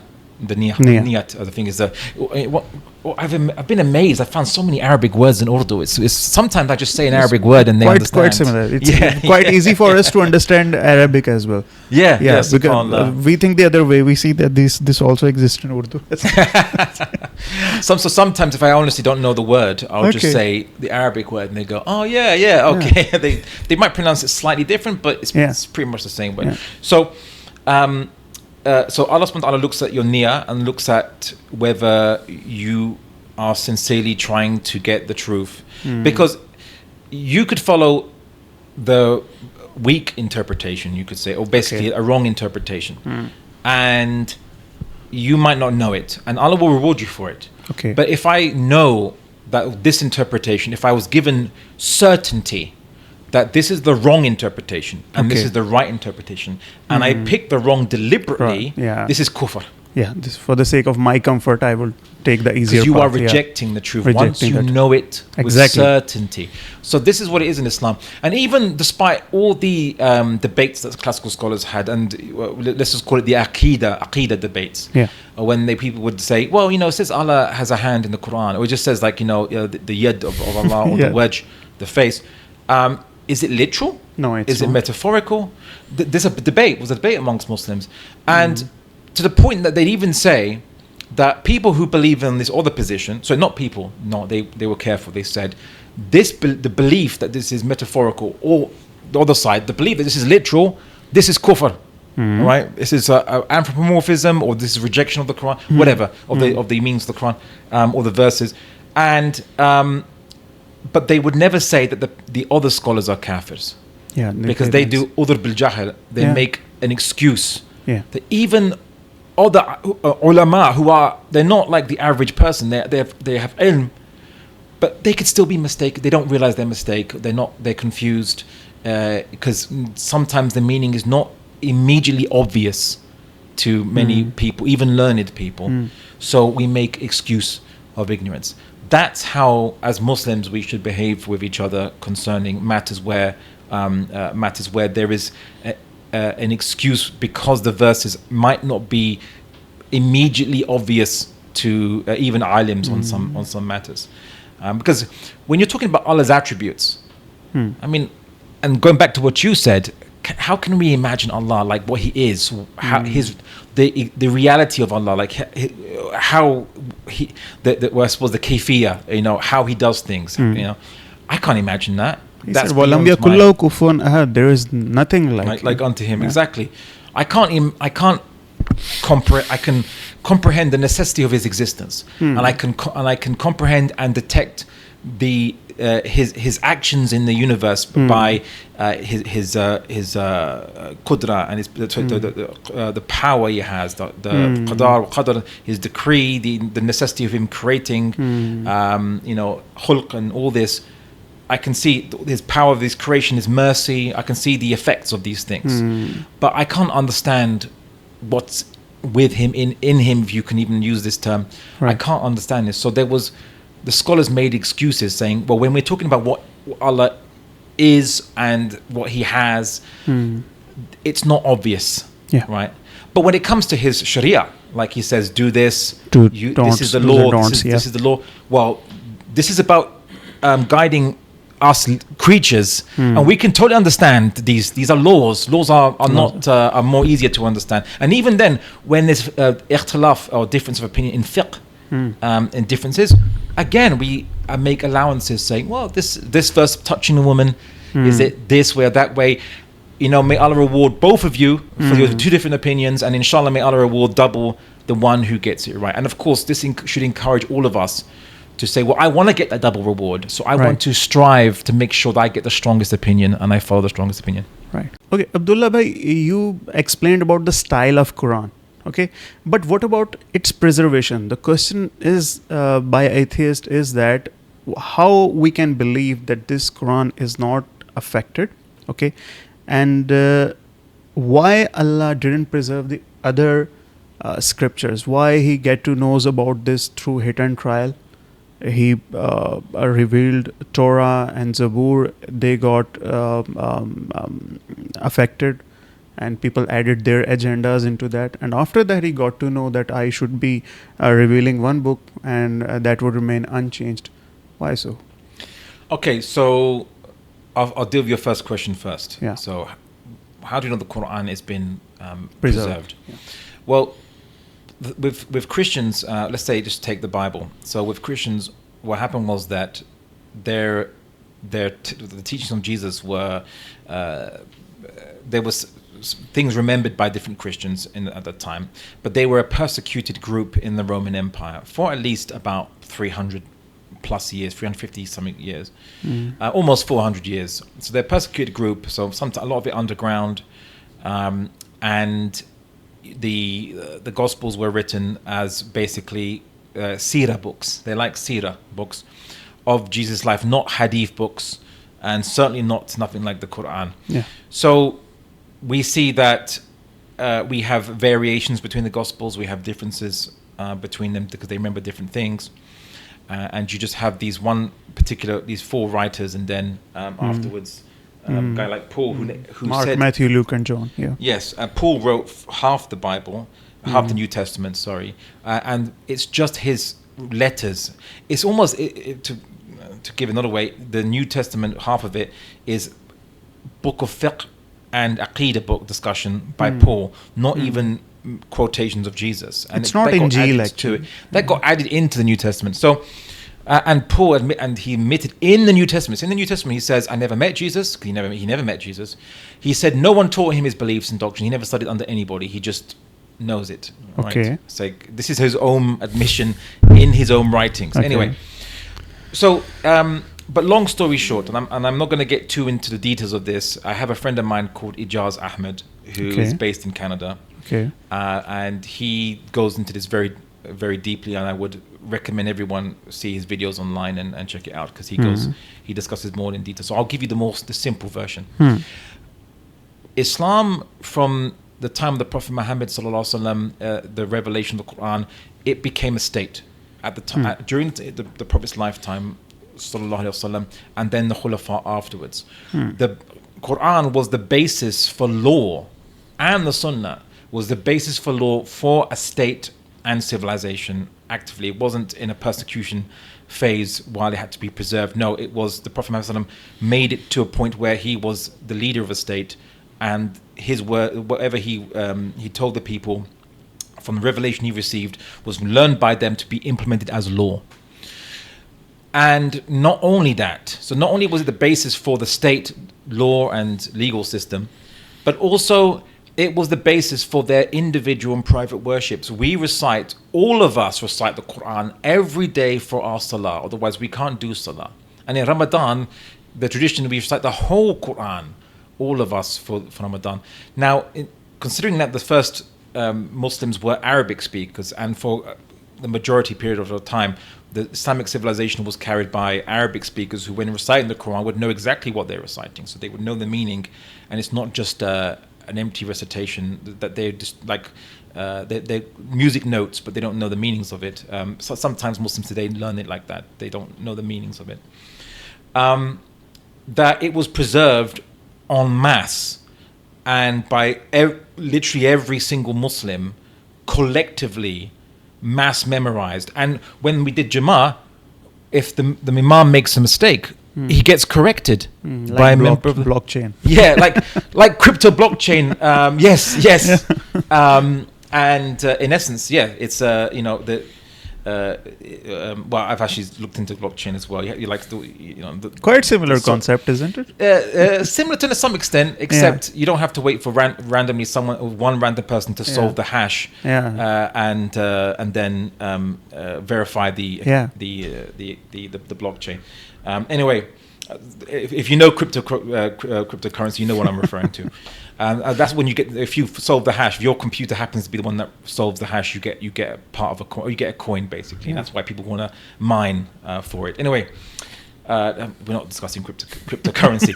No, okay, we are not. So in this, it's everyone mutually error correcting, all right, and collective memory spread out over a mass geographic distance. And what do we see is that we don't see multiple versions of the Quran where there are serious contradictions or anything, like nowhere near the Bible, nowhere at all. You have stylistic pronunciations because the Quran was revealed in different modes and things, and I'm not going to get too much into that because that's a bit too complicated, but suffice to say, we have a consensus on the Quran. The Christians don't have a consensus on the Bible. There are different. There's some Bibles have extra books. There are within the books whole chapters or part of chapters missing, and some included, some not. Verses included, some are removed because they discovered that some of these verses were not in the earliest versions of the Bible, so they got added in later. None of that occurred, and of course, then even recently did they discover manuscripts that date back to potentially the time of the Prophet Muhammad sallallahu. We see in I think the museum in Manchester, I believe it was, they found they noted they published their research on this. Okay, carbon numbering. Yeah, carbon dating it to the time of the Prophet Muhammad sallallahu alaihi wasallam, and that's pretty early. And basically, there's never been any manuscript revealed that said, "Oh, this verse is not in there," or "This ayah doesn't exist anywhere," or "this whole chapter doesn't exist anywhere." So we don't have we don't have the problems. I mean, the Christians would kill, and sometimes even literally, to have the preservation like the Quran does for their works.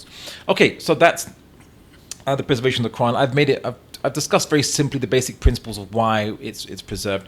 So let's talk about the second question you asked, which is other scriptures. Why the Quran must be preserved? Why not the Injil? Why not the various books that came to the Jewish prophets and others? And they should have been demolished completely. Why their glimpses are still existing? Yeah. That's the concern. Demolished completely? What do you mean? Sorry.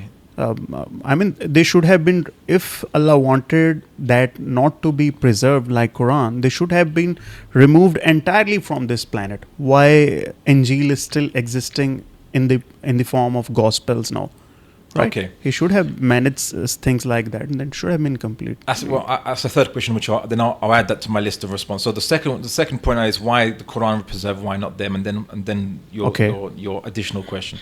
So the thing is, when Allah subhanahu wa ta'ala would send a prophet, we send a messenger down with a message, then the people would eventually go away of that message, or they might begin to corrupting, and then a prophet comes down.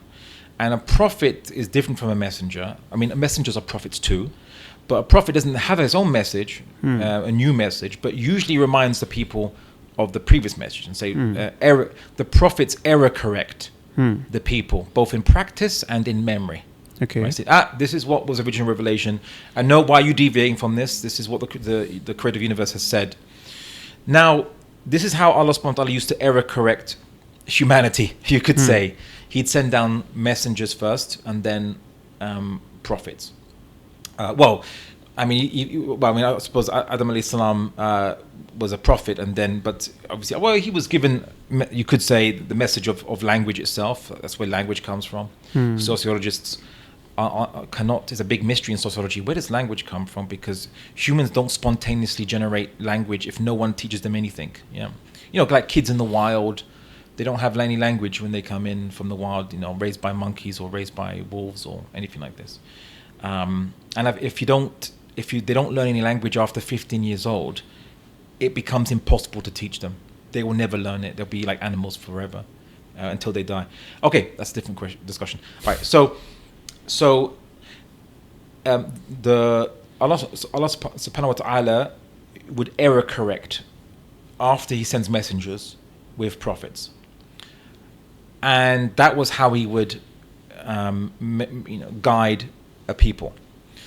But there obviously at some point there's going to have to be a final prophet to mankind before the rest of history completes itself for us. But if there's a final prophet and of course in this case a final messenger, then yes, if humans commit error in their memory, then there's a deficiency, because there will be a point in time for the rest of history humans will not be able to recover the original message. There will be no new prophets. Okay. So in that case, then the message has to be preserved. So because the Prophet Muhammad sallallahu alaihi wasallam is the last messenger, there'll be no new prophets. But with that privilege, comes an extra responsibility. Because Allah, I've from my, you could say, what I've observed of Quran, Sunnah, and history is Allah balances things out. Like, for example, if men in the family have the position of leadership, they also equally have the position of responsibility. So they have to provide. It's not just you get the privilege and that's it. No, you must provide. So if we get the privilege of a revelation that is not corrupted, we get the responsibility of error correcting ourselves in our practices. No prophets are going to come to do it. Okay. Now it's on us, on our own shoulders. Right. Whereas previously other people had the privilege of prophets would come and error correct the people when they go astray. But now that's no more. So I think that's how I explain it. So it's basically, yes, we get the privilege, but we also it's balanced out by the responsibility. And they, you could say, had the privilege of not having the responsibility to preserve the message. I mean, sure, they had to preserve it, but if they had failed in that, they could rely on a new prophet to come and bring them back and remind them. And now your third question. If Allah subhanahu wa ta'ala wanted the Quran to supersede the previous revelations, why are they still around? Well, actually, they have to be around because they bear witness to the truth of Islam. They back up that, because people, if everyone forgot all the previous revelations and then the Quran comes with its revelation, people would say, what do you mean past prophets? What do you mean all this? This is brand new. We've never heard any of this before. If this is meant to be the revelation for all mankind that was sent to forever, why is it brand new? I've never heard anyone ever practice this before. Right? I'd be worried if Islam had brand new ideas it was telling people and brand new practices. So that we could make a comparison between the two. Right? Yeah. That's as well. So it's like, actually, we've seen this before, and especially coming from a Christian background initially, when I studied Islam, it was familiar. And I actually then rediscovered Jesus, peace be upon by alayhi salam, by looking at the Quran, because the Jesus in the Bible, there's some things, but the way Christians explain it, he doesn't make sense. I don't get what he's doing here and why he's doing it. But when I read the Quran and the Sunnah of the Prophet Muhammad and I read about how do prophets do things and why do they do things and so on. Now Jesus makes much more sense. Funnily enough, I discovered more about Jesus, not just from the Sunnah, but what I had learned in the Bible made much more sense about why he did things because of the Quran, because I saw how a prophet acts and why he does things and for what reason. And so the Quran describes itself as a muhaymin of the previous scriptures. So it confirms what in the previous scriptures actually is correct and what is false. Right. So it acts as a filter. It says this. So in a sense, it error corrects what remains of the previous scriptures. So you need those previous scriptures to both bear witness to the truthfulness of the Quran. That's why the Quran describes that the Christians would recognize what we are upon. They recognize, they see we recognize these teachings. And of course, the Jews recognized the Prophet Muhammad as a prophet in the time of in his time. Many of them recognized, like, this sounds like what a prophet would say. This is actually what we know prophets say. We can recognize. And at the same time, you need the Quran to confirm what is in the past, to say this is actually what was true to the Jews and Christians, to remind them, here's what was true. The Quran is error correcting you. Right. So that's why it's important that those remnants of the past remain to be as witnesses. Very logical. Now, that would be my final question, sir. Why do I feel that Allah subhanahu wa ta'ala is always emotionally charged? There is no moderate response of Allah ta'ala against our deeds. For example, if my customers come back to me and he asks me to return a certain thing, against that I am promised to be rewarded with a palace in paradise, and if I will backbite of somebody, I will be imposed with an azab of itching, right? Or if I will skip one prayer, I will be burnt in hell for hundreds of years. This is what normal mullahs says. Why isn't there a moderate response of that? I personally feel that this is the good deed that I have done. Okay, it is good. Why am I being rewarded that much? If I have done a small sin, why I will be burned for so many years? Is it only me or? Well, I mean, I can't comment on the. I'm Muslim, by the way. I know, but you have to play devil's advocate, which is great. Okay. So, in fact, I recommend, and part of my trip in Pakistan is I've been telling everybody, and throughout the Muslim world, is Muslims we need a massive reboot of Islam, the operating system. There's a lot of junk that's been added on superstition, Agree. dogma, cultural practices. It's been added on Contemplations, mindsets, misunderstandings of qadar or qadar. We're fatalists. We just say, oh, whatever happens, it's Allah's will. Well, yes, but it was Allah's will that you'd be lazy, and it's Allah's will that you're going to get the consequences of being lazy as well. So if you want to go there, we can say like this, and they don't like that. But the point is, we need to rediscover Islam. Why we're Muslim. It's not because our parents tell us Islam is true. We have to know why we are Muslim. So we have to have yaqeen in it, certainty in it, and then we have to understand that Islam is not or should not be. And I'm going to say this very, very carefully, and there's a reason I'm going to say it, and just bear with me. Islam should not be part of our lives. Islam should not be part of our lives. Islam should be our purpose in life. Purpose of life. Great. Not part. The word is part. There, right? So people say, what? Oh, I get it now. Yes, it shouldn't be a part. It's our purpose in life. There is no other meaning except the purpose the Creator gives for us. And Islam is a world project. It's our purpose in this world is to strive to make Allah's kalam the highest amongst humanity. Not just people believe in it, but even if those who don't believe in it, the kalam protects and grants mercy and looks after the poor, the weak amongst non-Muslims, not just amongst Muslims too. So the Prophet Muhammad was described as a mercy, right, to mankind, right, not just or to the world, not just to Muslims. Right. So we have a world project, we have a world vision. It's an ideal that we to strive for the perfect pleasure of Allah. And you notice this when I always ask the question, what's the purpose of Egypt? What's the purpose of Saudi Arabia?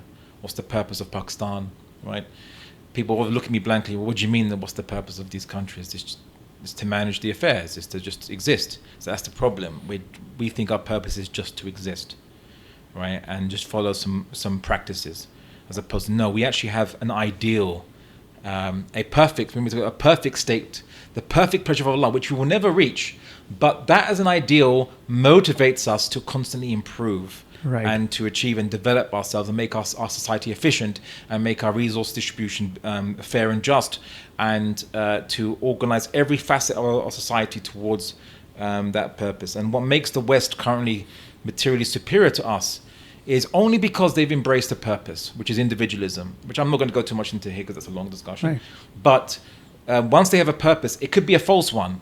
It doesn't matter. The Chinese have a purpose. They've a type of communism with Chinese characteristics, as they call it. That's their purpose, and they unite behind it, and they make their society incredibly efficient, and they develop all these new things to achieve this purpose. It doesn't matter if the purpose is true or false. Even sometimes just having a purpose is enough to make a society become strong, efficient, develop, because they're trying to aim to always achieve this purpose. So, but we have a true purpose, which is Allah subhanahu wa ta'ala and His guidance. Now I'm just gonna rewind back to the point you asked me, which was if I remember now. So I said yes, if I could press the reset button, I would press that reset button, and Muslims would learn Islam afresh. Now you said, why is Allah giving all these extremes, reward, punishment, whatever? Why is it saying like this? Well, there are many verses, like for example, if someone takes something in a court, they argue for something unfairly, and let's say they're very, they have great rhetoric and they're very charismatic and they win the case, but they win it falsely. They're only taking a portion of hellfire. Okay. Now, these are expressions. Ibn Taymiyyah, the classical scholar Ibn Taymiyyah, explained this, that these are just for the purpose of issuing a threat that this thing leads you to Jahannam. Right. This thing leads you to Jannah. It's not you do this thing, that's it, that's enough, you go Jahannam for this, right? Okay. Because we know this, you must know this hadith. There's one, a prostitute, a woman who's a prostitute. She spent most of her life presumably being a prostitute and committing zina and so on and so forth for money. So the money is illicit, and what she does is illicit. But she goes to a well. There's a thirsty dog. She gets her slipper and feeds it some water. Just giving the dog water once. She was granted Jannah. Yeah, and all her sins were forgiven. Yeah. There's not a hadith saying that, to paraphrase, It's not your deeds that get you into Jannah, but it's Allah's mercy. Mercy, Right. eventually. So, and there's not a verse saying that actually someone will come on their judgment with salah, with siyam, fasting, with all the deeds he was doing, all the practices, but he backbited someone, he did dhulm to someone, Right. he did this, or in one case murdered someone, and all the deeds will be taken from him. Then it will be into the negative, and then sins will be put on him, and he'll go into Jahannam. So Muslims think Islam is like a tick box. I tick. I just have to make sure I pray and this, and I'm guaranteed And this. that's Or enough. if I Yeah. make one mistake, whatever. It's not like you're playing a game and you're making points. I have to Right. make more points than this or what have you. In some, like, sure, you must aim toward this, and sure, you can't just say, well, I'm just not going to practice anything, and Allah will. No, it's about attaining Allah's mercy, and sometimes. There was another narration. Someone might come. He said, "My servant comes to me. If he had sins that would reach up to heaven and ask forgiveness, he would forgive him." Forgive. So, and there was one guy that went. There was one Sahabi that went to the Prophet Muhammad ﷺ, and he said, he came to him and said, he was asked, "What have you prepared for the hereafter?" And he said, "Nothing. I only love Allah and His Rasul, and I have nothing else." Yeah. And then the Prophet Muhammad ﷺ said, "You will be with those you love." Wow. Right. Mashallah. Now, but at the same time, it's not an excuse to say, "Well, I'm not going to do anything. Then I'll just, I'll just love Allah and that's it." Because there's another hadith where it says a man spent his whole life doing good deeds and so on, and then maybe towards the end of his life, he thought, "I've been spending my whole life getting all these good deeds and this. And I've kept away from these bad things. Let me just enjoy these bad things now and." Because I've got so much good, right? And then he dies on that state. Then Allah will put him into Jahannam. Whereas another man spent his whole life doing sins and things like this, maybe immoralities and what have you. And then towards the end, he was like, "You know what? Maybe I should get back. I'm just going to do some things, good things. I should do this." I'm not saying when he got older. He just says, because he doesn't know when he's going to die. But he's just said, after all this life I've been doing this, I'm going to do some good things now, and I feel bad what I did. And he only did a little bit, just a little bit, and Allah forgave all his sins. So the takeaway lesson is, as the Quran says, show mercy to each other so that would you not want Allah to forgive you your sins? Repent to Allah. Feel bad when you do bad deeds. Know that a bad deed you do can be serious, right? Every bad deed is serious. But that Allah is forgiving, and never despair of Allah's mercy. The Quran says it's actually kufr to despair of Allah's mercy. It's actually disbelief in Him, and also don't think you can play a game with the system and go, okay, well that's fine. I can do all these bad deeds and just maybe repent later, or I can just love Allah and have Him in my heart. And Iman is only in the heart and not in the.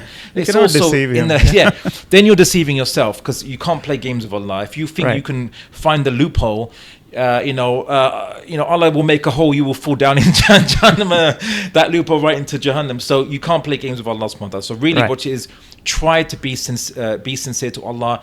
Try your best. If you sin. Hate what you're doing, dislike what you're doing, always return back to Allah. Great. And importantly, don't think that all your pious rituals and things allow you to mistreat your fellow human being and your fellow Muslim. If you don't show mercy to others, then you won't get mercy from Allah. And if you're getting to Jannah depends on His mercy, then don't think you're going to be saved by all those rituals you do. So this is, I think, the take-home message. Wow, that's a great final message. So finally, we have a plan to make you Motu again. Okay. Right. He's a very good friend of mine, Mr. Rana Hassan. When I told him that I'm going to meet Abdullah Andalusi, he gave me this gift for you. His brand name is Ghar Se Ghar Tak, which is translated as from home to home. This is exclusive Pakistani sweet, but this is not free. Okay. The price is that you will have to open it, you will have to taste it, you will have to take a big one, and give us an honest review. Okay. Right on camera. This is what you said. Go ahead, open it, and okay. Barakallahu fi. Oh, it's heavy. It's heavy. It's 1 kg. Oh, How much wow. pounds are you you use for pound system? I just lost weight. Now I'm gonna gain it. Wow, subhanallah. It is extremely irresistible. Okay. Ooh. Yeah. Subhanallah. This is. Take a big one, sir. Take a big one. Is it like a Burfi or? Yeah, it's Burfi. It's Burfi. It's called Burfi Pro Max. Burfi Pro Max. It's like for weightlifters or something. Pro Max Burfi. Yeah. Okay. Bismillah. How is it, It's sir? very nice. Honestly. Very nice. Oh, Jazakallah khair. Even has this like silver. Yeah, I will advise you to finish it while you are in Pakistan. If you will take it to UK, you won't be able to find even a single chunk of this. Your wives and kids will eat it. Eat this. Well, Yeah. I would say with this, Yeah. it's probably better I eat it in England because if I want more, I can't find it, then I won't be fat. You're just a one click away. We are just one click away. You have got the UN number.